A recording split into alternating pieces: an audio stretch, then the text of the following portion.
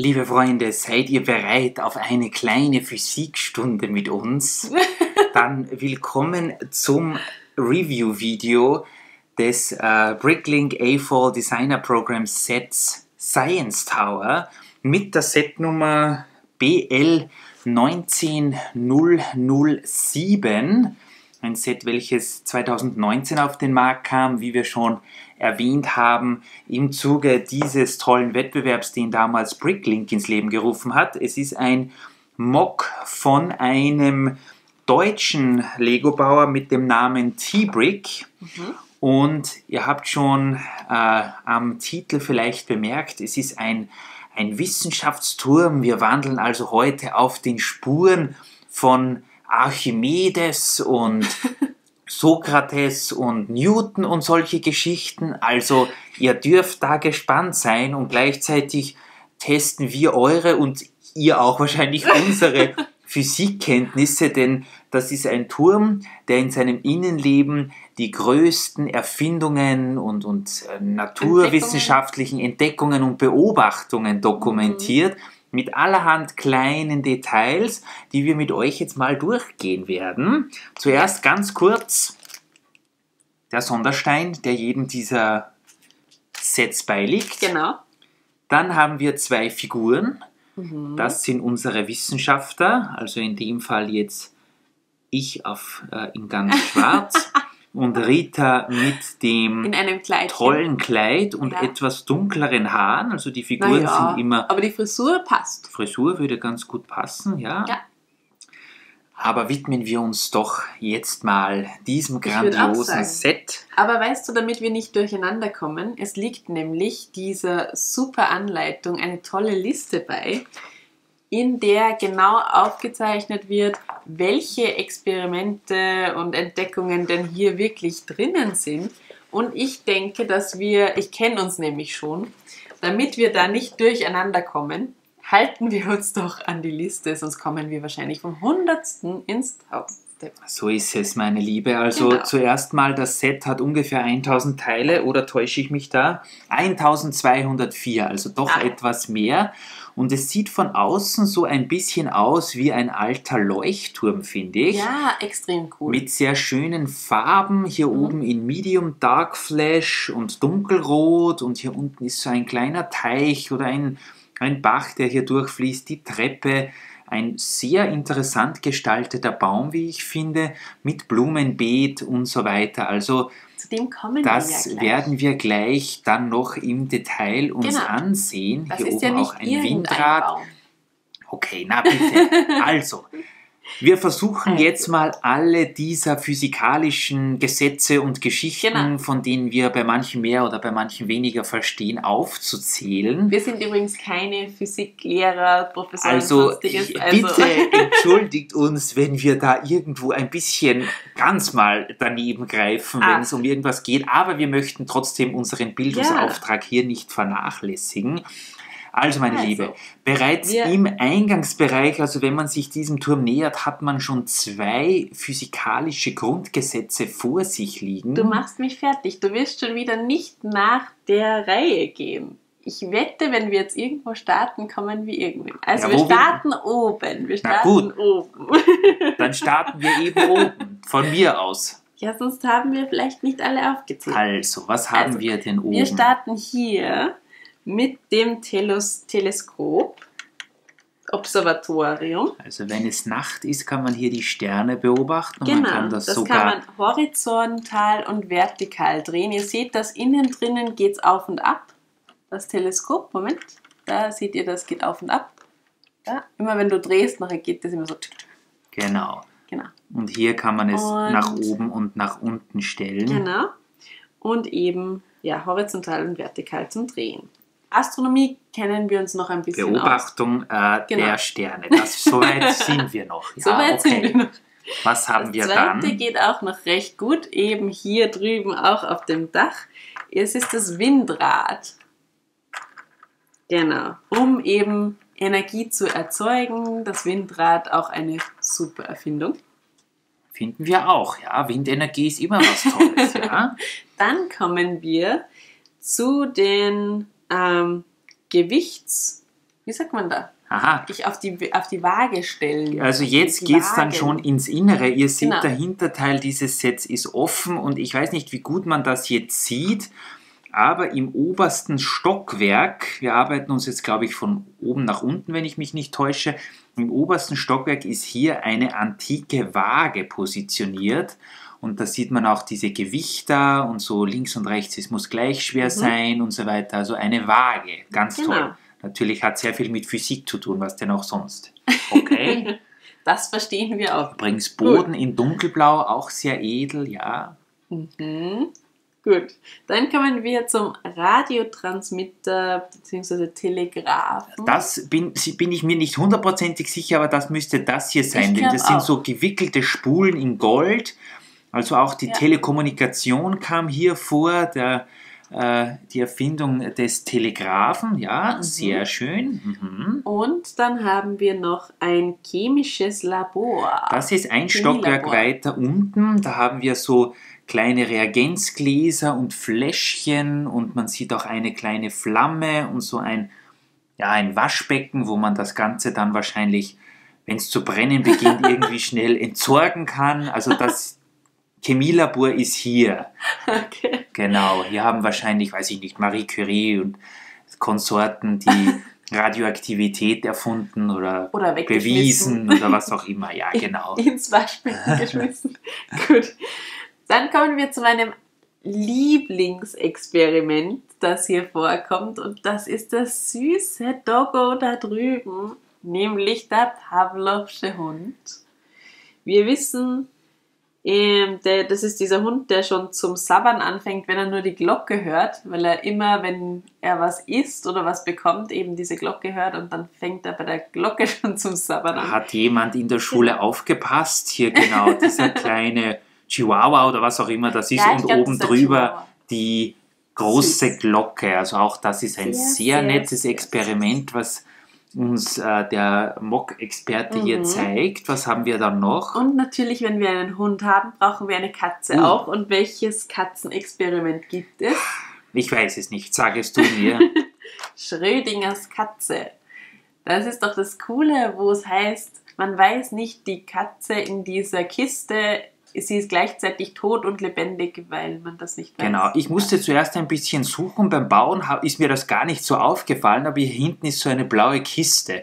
Und ist das nicht das Experiment mit der Kiste, wo man nicht weiß, ob die Katze drin noch lebt oder nicht? Das sage ich eigentlich. Und wenn man jetzt die Kiste aufmacht, die hat so eine Tür in Blau. Ja. Moment. Dann sieht man dort drin, ich weiß nicht, ob ihr es sehen könnt, aber dann sieht man dort drin eine kleine Katze. Genau, mit den Ohren, die mit den Ohren. So ein... Was ist ja, das ist so eine Klammer, genau. Und wir wissen, sie lebt noch oder wir gehen davon aus, dass sie noch lebt. Das ist also Schrödingers Katze, auch wirklich toll eingebaut hier. Gefällt mir wahnsinnig gut. Wie geht's dann weiter? Bei unserer Physikstunde mit Rita und Christoph, den beiden Physikern per se. Also wir wissen alles aus dem FF, können euch natürlich auch noch weitere Kurse anbieten, wenn ihr genaueres, aber wir wollen euch nicht überfordern hier mit diesem Set. Ihr seid ja auch zum Vergnügen da und nicht nur zum Lernen. Was haben wir als nächstes? Wir haben das Doppelspaltexperiment. Ich musste nochmal nachschauen, denn ich war mir nicht sicher, Doppelspalt oder Doppelschlitz, aber es ist Doppelspalt. Das haben wir auch nicht gefunden am Anfang. Das soll aber, glaube ich, das hier sein. Ich habe auch nachgesehen, weil ich glaube, das habe ich nicht mal in der Schule gehört oder vielleicht wieder mal nicht aufgepasst, ich weiß es nicht. Auf jeden Fall geht es darum, dass wir 2 so Spalten haben und durch diese Spalten wird zum Beispiel geht das Licht durch. Und nachdem das dann ein spezielles Muster auf die Wand, die dahinter ist, wirft, wissen wir dann, dass das Licht eine Art Welle ist. Das müsste man mal ausprobieren. Das sind auf jeden Fall diese 2 relativ großen Fenster und ich finde, du hast das sehr gut erklärt. Also ich könnte es nicht besser. Das Doppelspaltexperiment, liebe Zuseher, habe ich noch nie davon gehört, muss ich ganz ehrlich sagen. Oder habe ich vielleicht damals wirklich nicht so viel Aufgepasst. Was haben wir dann? Hätten wir mehr sollen für das Lego. Also Fähisch und Kinder, ich Alstenkopf, sag's euch, ja. für Lego auch hier und da im Chemie Eine und Schande, Physik- wirklich. Eine Schande. Aber wir geben uns Mühe und wir lernen jetzt alles. Das könnt ihr euch Genau, wir sicher sein. lernen das. Dieses Set hat uns so inspiriert, Ich dass find das, ja. Naturwissenschaft so etwas Tolles sein kann, dass wir jetzt gar nicht genug davon kriegen und wir werden jetzt dann gleich nachher noch die alten Physikbücher aus den Schulzeiten herauskramen und wieder alles ein bisschen aufarbeiten. Na klar, Natürlich, was natürlich. glaubt ihr denn? Ja. Was haben wir dann noch? Es geht ja noch weiter. Dann haben wir noch die Flügel. Ich weiß nicht, ob du die schon... Die Flügel, ja, die haben Ob wir ihr es schon sicher schon gesehen gesehen. habt, Die hängen genau. hier an der Wand. Moment mal. Also die steht für die Flugexperimente, Hier die sind gemacht worden sind. Die finde ich Zwei echt Flügel, genau, Gebrüder Wright und so, aber das ist ja noch ein bisschen urzeitlicher, sporadischer hier mit den Flügeln. Könnten auch die Flügel des Daedalus sein, wieso auch nicht? cool. Ja, Klar. klar. Und dann Ja. kommen wir noch in den Keller. Jetzt Da geht's unten aber schnell. haben wir nämlich einen, wie nennt man das, Steam Engine? Eine Dampfmaschine, Ah, ja. ja, Und zwar sogar eine Dampfmaschine, die funktioniert. Und zwar ist hier außen so ein kleines Drehrad, so ein kleiner Knubbel. Und damit kann man hier eine alte englische Dampfmaschine antreiben. cool. Das ist ja wirklich mal was Cooles. Ja. Ja, und ihr wisst alle, die Dampfmaschine hat unser Leben sehr verändert. Die tun wir speziell honorieren hier. Was gibt es dann noch? Ich glaube, wir sind ja noch gar nicht fertig. 3 Sachen gibt es. Oh. Also es sind extrem viele Experimente da drinnen, aber noch 3 Mich würde Sachen. interessieren, ob der Erbauer dieses Box selbst ein Physiker ist. Denn wie kommt er denn auf das alles, dass er so viele 13 sind es. Wahnsinn. 13. Aber total cool, dass das in einem Extrem. Lego-Set hier alles, was hier alles angesprochen Ja. wird und auf was hier verwiesen wird, das ist wirklich toll. Was haben wir noch? Gut, das Solarsystem. Das ist auch was Modell. Nettes und zwar ist hier im Keller ein... Muss man fast rausnehmen, oder? muss man rausnehmen. Ja, denn ich habe das im ersten Moment habe ich das nicht gecheckt. Ich habe mir gedacht, ja okay, 2 solche Kugeln und dann ist da hier noch so eine Kugel. Okay, keine Ahnung. Aber das soll, glaube ich, Für euch besser in die den Kamera. blauen Planeten, also die Erde, den Mond und die Sonne darstellen. Ist das nicht genial? Extrem cool. Also ja, für uns ist sowas selbstverständlich, aber die Leute vor, keine Ahnung, 100 Jahren, die haben ja noch nicht gewusst, wie die Welt aussieht und Die hatten noch nicht so einen coolen Lego Science Tower. die haben jetzt mit Sonst dem Lego wäre Science, das also kein das ist Problem wirklich gewesen. Physik, wirklich am eigenen Körper haben wir das gespürt, weil wir das aufgebaut haben. Na klar, was glaubt denn Ja. ihr? Also- So ein tolles Set. Ich finde eigentlich, jeder Naturwissenschaftslehrer sollte eigentlich so ein Set in der Klasse stehen haben und dann sagt man, okay, wir gehen heute mal in den Keller oder Das in den finde ich ersten auch. Stock. Das wäre doch cool. Also das ist wirklich Physik zum Ja. Erleben und zwar hautnah, da kann man wirklich nichts sagen. Aber es gibt Genau. ja noch 2 Experimente, wir sind Genau. ja noch gar nicht Wir fertig. sind jetzt vorne draußen, nämlich bei den schönen Blumen. Und du hast zuerst schon gesagt, es erinnert etwas an Animal Crossing. Also für die Animal Crossing-Fans da draußen, auch was für euch hier. Nämlich das Mendelsche Experiment zur, wie sagt man, Cultivation. Zur Kultivierung Kultivierung. und Vererbung Genau. von, ich weiß nicht, von Genen, von irgendwelchen... Ja, simpel ausgedrückt. Also ich kenne mich da ja auch mit diesen Fachausdrücken nicht so gut aus, aber simpel ausgedrückt, wir haben weiße Blumen, wir haben rote Blumen und wenn sich die mischen, kommt vielleicht eine rosarote Blume raus.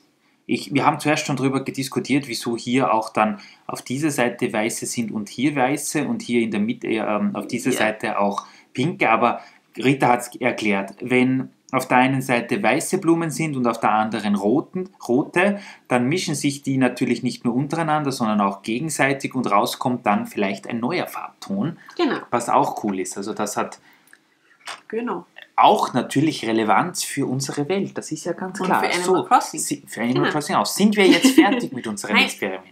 Ein letztes noch, wir kommen jetzt endlich zu diesem wunderbaren Baum. Der Baum, der mit Technikteilen Und gebaut ich wollte ist. gerade sagen, es ist eigentlich nicht der Baum an sich, sondern es ist der Apfel, Hier der da hängt hängt. ein Apfel im Genau. Baum, genau. Und das soll der fallende Apfel von Newton sein, der ihm ja damals, sagt man laut Geschichtenerzählung, auf den Kopf gefallen sein soll und ihn dann quasi so, auf einmal hat er die Einleuchtung gehabt, es ist die Gravitation, die diesen Apfel fallen. Also, was man mit einem Apfel alles machen kann. Man kann damit die Schwerkraft erklären. Also, auf Nicht sowas nur Simples muss man mal kommen. Genau.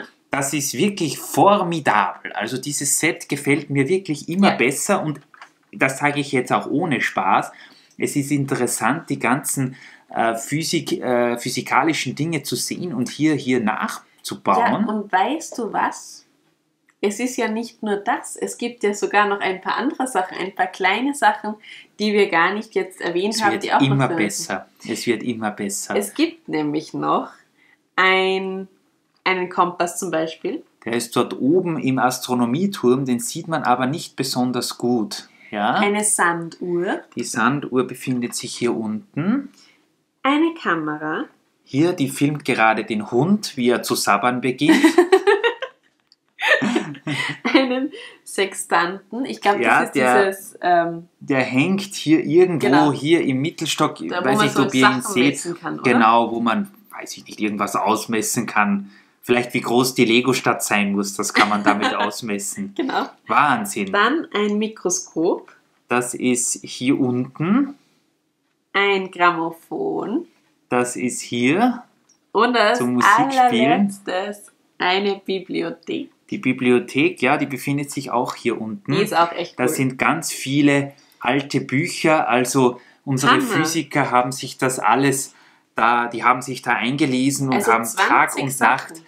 ja, also mir fehlen fast die Worte. Es ist so ein schönes, ist tolles echt Set. cool. Ich weiß nicht Echt mehr, was cool. es gekostet hat, aber es ist auch wirklich komplett egal, denn so ein Set, das gibt es wirklich auf der Welt kein zweites Ja. Mal. Aber wenn Aber- ihr jetzt schon geglaubt habt, dass es das war Dass es mit nicht unserer besser formidablen geht. Physikstunde, dann müssen wir euch enttäuschen, Ja. denn es geht noch besser. Und zwar ist der liebe T-Brick, der dieses Set erstellt hat, wirklich ein feiner Mann. Ja. Er hat dann nachträglich, nachdem das Set bei Bricklink rauskam, sich nochmal dazu gesetzt und hat eine Erweiterung dafür gebaut. Und zwar, dieser Turm ist ja sehr schmal und sehr hoch und fällt vielleicht mal um, wenn etwas Ja, man stärkerer weiß nicht, Wind weht. wohin stellen. Wohin sollen wir den in der Stadt stellen? Das wissen wir alles nicht. Genau. Jetzt hat dieser feine Herr auf seiner Website, die wir unten euch verlinken werden, Ja. eine Erweiterungsplatte herausgebracht, die man auf eine 32x32er Grundplatte stellt und damit das dann alles so aussieht wie ein Modular Building mehr oder weniger. Das heißt, es ist hier der Eingang etwas schöner gestaltet, hier sogar mit so einer Klingel oder sowas, dann hier schön verzierter Zaun, ein Busch, der Bach geht hier weiter, hier sogar, ich weiß nicht, vielleicht ist das auch ein Experiment, vielleicht eher Zoologie oder so, hier mit der grauen Eule, hier viele Teile eigentlich wirklich sehr schön gestaltet und gemacht. Und was kann man damit machen? Was glaubt ihr? Der Physiker hat sich das sicher ausgerechnet. Es passt der Science Tower genau in diese Führung hinein. Genau. Und das ist dann so wie die Vorne ist noch, genau. Zusammenführung von zwei perfekten Sets. Seht euch das mal an. Jetzt ist der Science Tower Es ist wunderbar. wirklich, Es ist wirklich cool. komplett. Also, und das Tollste ist, Ja. der nette Mann T-Brick hat diese Anleitung und die Steineliste und das alles kostenlos auf seiner Seite zur Verfügung gestellt, Ja. weil er gesagt hat, jeder, der sich seinen Science Tower kauft, soll auch die Möglichkeit bekommen, diesen adäquat zu erweitern. Das und ist so cool. ich muss ganz ehrlich sagen, so, ich hoffe, er bricht mir es nicht auseinander. So sieht das Ganze natürlich dann noch Um einiges cooler cooler aus Ja. und es ist irgendwie so dann alles noch rund und wie aus einem Guss. Also wir wissen jetzt auch, wie wir den in die Stadt hineinstellen, nämlich so. Es sind gar nicht mal so viele Teile, die da bei dieser Erweiterungsplatte dabei sind. Nein, Aber aber super es gemacht. macht einen Wahnsinnsunterschied. Also falls ihr die Gelegenheit habt, diesen Science Tower irgendwo herzubekommen oder ihr habt ihn vielleicht schon, dann schaut auf die Seite des Entwicklers, ladet euch die Teileliste und die Anleitung runter. Viele Teile habt ihr vielleicht schon, die anderen sind dann nicht so teuer zum Nachkaufen und dann habt ihr wirklich ein noch tolleres Set. Also ich sag's nochmal, mir bleibt fast die Spucke weg. Es ist wirklich so. Ja, also den müsst ihr echt, also ich finde, das ist ein Set, das man haben muss, wenn versucht, das irgendwie nachzubauen. Ich habe keine Ahnung, wie viel das denn kosten würde, sich das nachzubauen. Aber es ist es wert, weil es ist echt, also es ist Hammer. Es macht einfach Spaß. Ein wirklich schönes Set und mit dieser Erweiterung dann nochmal besser. Ihr könnt auf jeden Fall in nächster Zeit mal dabei sein, wenn wir dieses Schmuckstück in unsere Lego-Stadt transferieren. Zuvor haben wir aber noch einiges zu tun, denn wir müssen ja, jetzt ist unser Geist angeregt. Wir machen jetzt in unserer Wohnung noch so viele physikalische Experimente, wie es geht. Hoffentlich fängt die Wohnung nicht zu brennen an. Ich haue auf jeden Fall Christoph einen Apfel auf den Kopf. Genau, solche Sachen werden jetzt bei uns nochmal durchgespielt. Es wird wirklich formidabel und wenn wir dann alle Experimente aus dem FF beherrschen und euch alles erklären können, dann stellen wir diesen schönen Turm in unsere Stadt und ihr seid dann hoffentlich mit dabei. Ja, na, das hoffen wir auf jeden Fall. Und ja, das hoffe ich natürlich auch. Und dann sehen wir uns ja demnächst, vielleicht, wenn ihr Interesse habt, mal wieder, oder? Ja, sicher. Ja. Also, in dem Sinne, baut was Schönes, vielleicht so einen schönen Science Tower. Mit Erweiterung. Und dann sehen wir uns ja hoffentlich bald wieder. Tschüss! Tschüss.